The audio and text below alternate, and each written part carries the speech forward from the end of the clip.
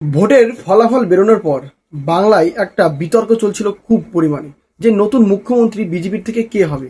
অনেক মানুষের ধারণা ছিল শ্রমিক ভট্টাচার্য, না হলে শুভেন্দু অধিকারী। আজকে ডিক্লেয়ার হয়ে গেল যে বাংলার নতুন মুখ্যমন্ত্রী শুভেন্দু অধিকারী হচ্ছেন। বাংলাদেশ নতুন মুখ্যমন্ত্রী হওয়ার পিছনে কিছু অপশন কিন্তু ছিল বিজেপির কাছে, যেমন শ্রমিক ভট্টাচার্য, শুভেন্দু অধিকারী, এর সাথে আরো কয়েকজন আছে। বিজেপি সরকারের কাছে এত অপশন থাকার পরেও শুভেন্দু অধিকারীকেই কেন মুখ্যমন্ত্রী পদে নিযুক্ত করলেন? একটা জিনিস কিন্তু আপনাদেরকে বুঝতে হবে, শুভেন্দু অধিকারী যতটা লোকপ্রিয়তা আছে অন্যান্য বিধায়কের কিন্তু এতটা লোকপ্রিয়তা নেই। কারণ তিনি 2021 সালের আগে টিএমসিতে ছিলেন, আর সেখানে মতবিরোধ হয় মুখ্যমন্ত্রীর সাথে, মানে মমতা বন্দ্যোপাধ্যায়ের সাথে। তারপরে তিনি সেখান থেকে বেরিয়ে আসে এবং স্বরাষ্ট্রমন্ত্রী অমিত শাহর সাথে যোগাযোগ করে বিজেপিতে যোগদান করেন। আর সেখান থেকে কিন্তু বাংলায় বিজেপির আবেগটা জনসাধারণের কাছে বাড়তে থাকে। 2021 সালে বিধানসভার ভোটে মুখ্যমন্ত্রীর বিরুদ্ধে তিনি ভোটে দাঁড়ান আর 1956 ভোটে তাকে হারান। তারপর থেকে লোকপ্রিয়তা বাড়ে শুভেন্দু অধিকারীর প্রচুর পরিমাণে বাংলায়।